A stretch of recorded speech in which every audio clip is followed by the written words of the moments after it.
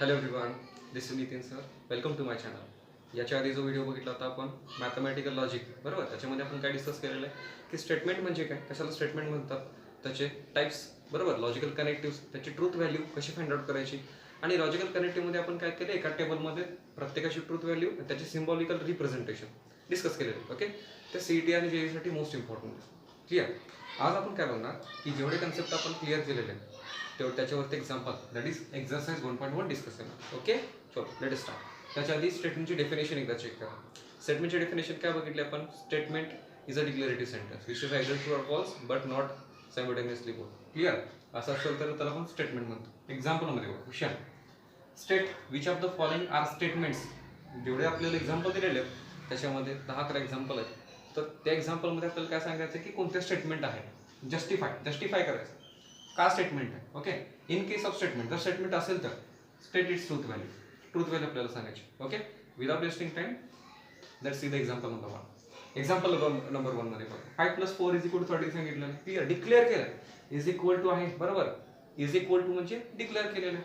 Declare केले आपल्याला माहिती आहे की 5 + 4 = 13 ऑब्विसली नाही, पण इट इज स्टेटमेंट. डिक्लेअर केले सो स्टेटमेंट आहे, it is a statement. Clear. पण कसं आहे ते फॉल्स आहे, विच इज फॉल्स. मग स्टेटमेंट आहे, फॉल्स आहे, सो त्याची ट्रूथ व्हॅल्यू काय असणार आहे, ऑब्विसली F असणार. So therefore its truth value is capital F. Clear.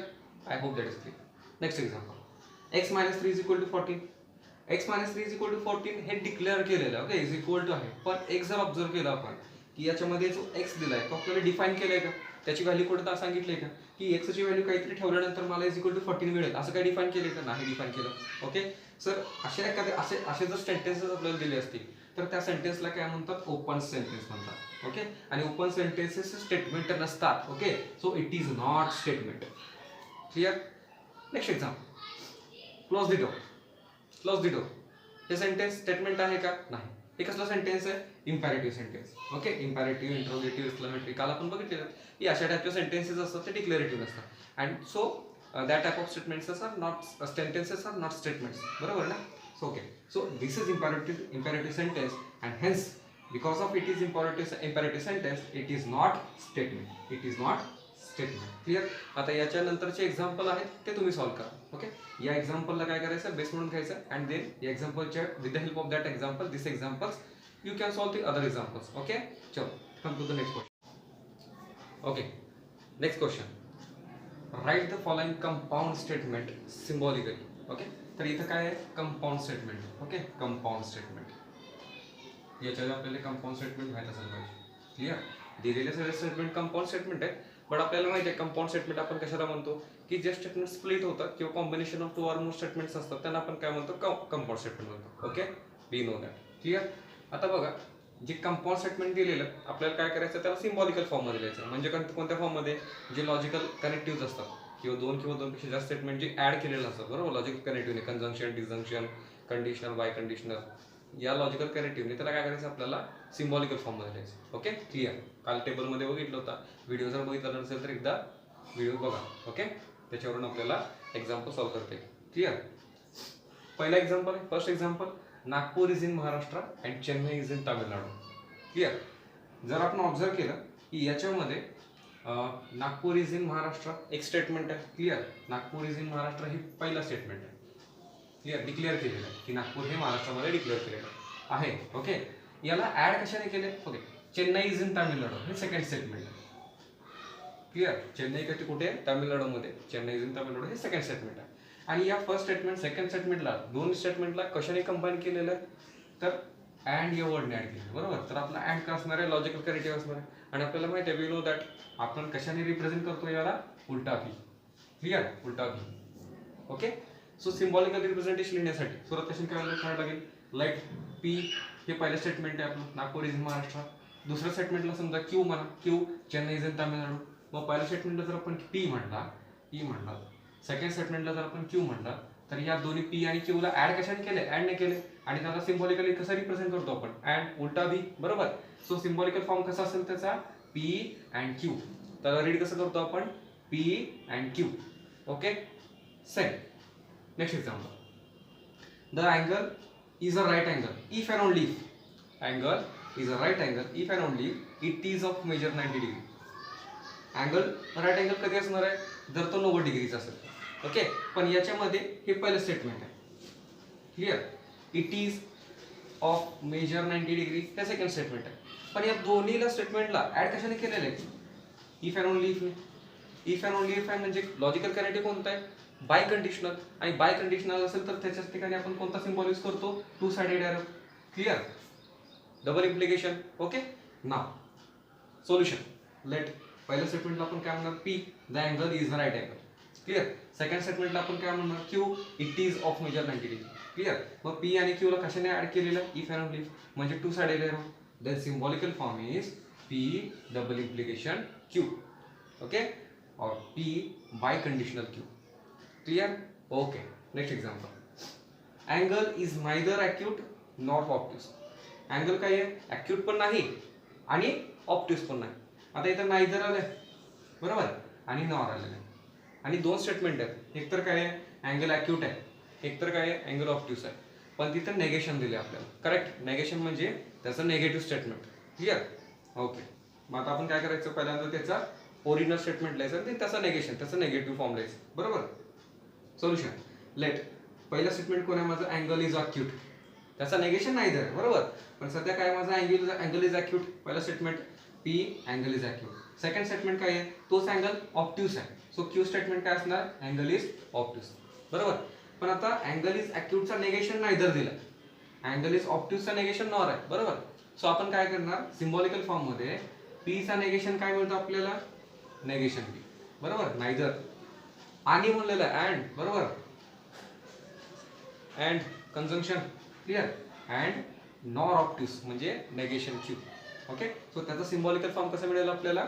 Negation P and negation Q. विसरायचं नाही. नाहीदर नॉर दिलेलं असेल तर कंजंक्शन यूज करायचं आणि त्या स्टेटमेंटला नेगेशन द्यायचं. नेगेशन म्हणजे अडवायस. ओके, हे पण काय आहे? Logical connective. Clear. Okay, come to the next example. Okay, next question बघा. आता मी क्वेश्चन नंबर 2 नंतर क्वेश्चन नंबर डायरेक्ट 4 घेतलेला आहे. पण क्वेश्चन नंबर 3 काय सांगतो आपल्याला की दिलेल्या स्टेटमेंटला सिम्बॉलिकली आपल्याला सिम्बॉलिक फॉर्ममध्ये घ्यायचं आहे अँड देन आपल्याला काय करायचं? त्याची ट्रूथ व्हॅल्यू फाइंड आउट करायची. ओके, सिम्पल आहे क्वेश्चन, ट्राय करा. बट हे जे क्वेश्चन आहे ते इम्पॉर्टंट आहेत आपल्याला. ओके, चलो. क्वेश्चन काय सांगतोय? If the statement P and Q, if the statement P Q are true statements. हे जे पी क्यू स्टेटमेंट आहे ते माझे काय ट्रू आहे. बरोबर. त्यांनी सांगितलं ट्रूथ व्हॅल्यू. ओके, जे आर एस आहे, आर एस स्टेटमेंट काय आहे माझ्याकडे? फॉल्स आहे. ओके, फॉल्स आहे म्हणजे ट्रूथ व्हॅल्यू असणार त्यांची एफ असणार. Okay, then determine the truth value of the following. मग आपल्याला काय करायचं आहे की जे दिलेले एक्झाम्पल आहेत त्या एक्झाम्पलची आपल्याला काय करायचे? ट्रूथ व्हॅल्यू फाइंड आउट करायची आहे. कशाची हेल्प घेऊन? आपल्याला पी क्यू ट्रू आहे, आर एस ट्रू आहे, तर तसं असेल तर आपल्याला काय करायचं? हे जे काही दिलेले कंपाऊंड स्टेटमेंट आहे ते कंपाऊंड स्टेटमेंटची आपल्याला काय करायचे? ट्रूथ व्हॅल्यू फाइंड आउट करायची. ओके, चल. मग कसं करायचं? सुरुवात काय दिली आपल्याला? पी और क्यू अँड आर. बरोबर. आता याच्यामध्ये पी काय दिले आपल्याला? ट्रू दिलाय ना. पी काय दिलं आपल्याला? ट्रू दिलं. ओके, और क्यू काय आपल्याकडं? यस, क्यू काय आपल्याकडं? Q is also true. And R काय आपल्याकडं? आर काय आपल्याकडं? फॉल्स आहे. बरोबर, फॉल्स आहे. Okay, false. सो याची ट्रूथ व्हॅल्यू फाइंड आउट करत असताना आपल्याला ते नियम माहित पाहिजे, रूल माहित पाहिजे. कोणते रूल्स? की टी कंजंक्शन मध्ये, डिजंक्शन मध्ये टी एफ असेल, टी टी असेल तर एफ एफ असेल तर त्याची कंडिशन काय, ते पॉसिबिलिटी काय ते आपल्याला माहित असायला पाहिजे. ओके, तर इथे लक्षात घ्या. पहिल्यांदा कधीही असे एक्झाम्पल सॉल्व्ह करत असताना पहिल्यांदा ब्रॅकेट सॉल्व्ह करायचे. Clear. So T as it is or as it is. And म्हणजे काय असणार? कंजंक्शन. कंजंक्शनसाठी रूल आपल्याला माहिती आहे की टी टी असेल तरच टी असतं, अदरवाईज काय असतं? एफ असतं. बरोबर. टी टी असेल तरच टी असतं, तरच टी असतं, अदरवाईज काय असतं? ते एफ असतं. मग इथं काय येणार आहे? एफ. क्लिअर. आता बघा, टी आणि एफ या दोघांमध्ये काय आहे? ऑर आहे. ऑर म्हणजे डिजंक्शन आहे आणि आपल्याला डिजंक्शन मध्ये माहिती आहे एफ एफ असेल तरच काय असतं आपल्याकडं? एफ असतं, अदरवाईज काय असेल? टी असेल. ओके, मग इथं एफ एफ तर नाही. मग रूल काय येणार आपल्याकडे? इथं टी येणार. ट्रूथ व्हॅल्यू काय येणार? टी येणार. ओके, मग आपल्याला पी और क्यू अँड आर ची ट्रूथ व्हॅल्यू काय मिळाली? टी मिळाली. ओके, सेम एक्झाम्पल बघा, सॉल्व्ह करा. P implies Q, P implies Q, that is P implication Q, conditional Q, or R implication Q, that is conditional Q. Clear. आता याच्यामध्ये जे truth value आपल्याला माहिती आहे त्या ट्रूथ व्हॅल्यू त्याच्यामध्ये पुट अप करा. P आपल्याला माहिती आहे ट्रू आहे, क्यू पण ट्रू माहिती आहे, जो आर आणि एस आहे तो फॉल्स आहे. क्लिअर ठेवून टाका मग. टी इम्प्लिकेशन, टी कंडिशनल, बरोबर. ऑर म्हणजे काय असणार डिझंक्शन. आर काय आपल्याकडे माहिती आहे फॉल्स आहे. एफ पण काय एस पण काय आहे फॉल्स आहे, बरोबर. कंडिशनल मध्ये काय असतं टी एफ असेल तरच एफ असतं, बरोबर. अदरवाईज काय असतं टी असतं. ऑर मध्ये एफ एफ असेल तर एफ. रूल माहित असणं गरजेचं आहे. Without this we cannot solve example. Clear. T F असेल तरच F, otherwise T. Clear.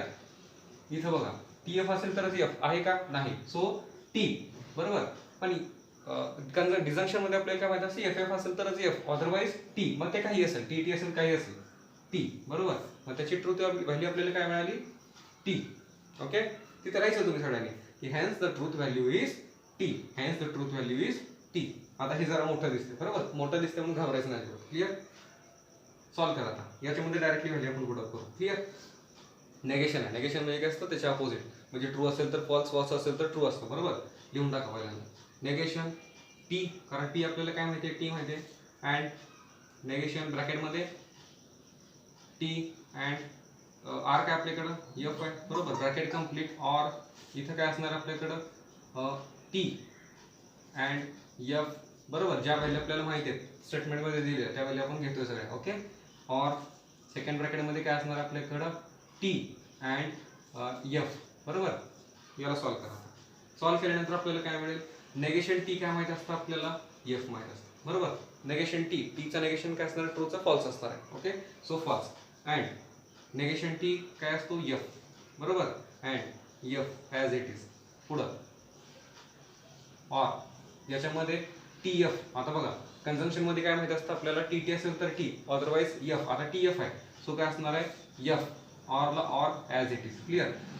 Again consumption मध्ये टी टी असेल तर T or otherwise F, so F.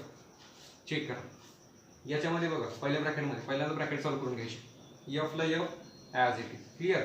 इथं जो आहे कन्झम्पशन ॲज इट इज. पहिल्यांदा ब्रॅकेटमध्ये बघा एफ एफ आहे, पण कन्झम्पशन आहे ना, कन्झम्पशन मध्ये आपल्याला काय माहिती असतं टी टी असेल तर T, otherwise F.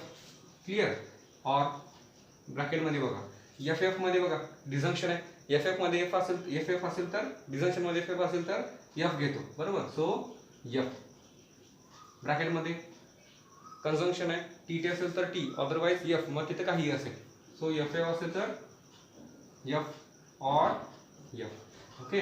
So last काय मिळालं आपल्याला एफ आणि एफ, पण दोघांमध्ये काय आहे कन्झम्पशन आहे. ओके. डिझंक्शन आहे आणि डिझंक्शन मध्ये एफ एफ असेल तर एफ, सो दोन्हीकडे एफ एफ आहे. सो आपल्याला ट्रूथ व्हॅल्यू काय मिळणार आहे F. So hence the truth value, therefore the truth value is F. Okay. Clear. आता याच्यानंतरचा जो नेक्स्ट क्वेश्चन आहे तो नेगेशन आहे. क्लिअर. आता नेगेशन म्हणजे आपण बघितलं की ट्रू असेल तर फॉल्स असतो, फॉल्स असेल तर ट्रू. आणि याच्यावर आपण एक स्टेटमेंट बघितलंय की समजा आपल्याला एखादं स्टेटमेंट दिलं की 2 इज अ प्राईम नंबर, तर तिथं नेगेशन काय असणार 2 इज नॉट प्राईम नंबर. फक्त नॉट लावायचं. ओके. सो त्याच्यामध्ये आपल्याला वेळ वाया घालवायचा. असे एक्झाम्पल विचारले तर विचारतील किंवा आपल्याला तयारी पाहिजे, परफेक्ट पाहिजे. Okay. Clear. Okay. I hope that is clear.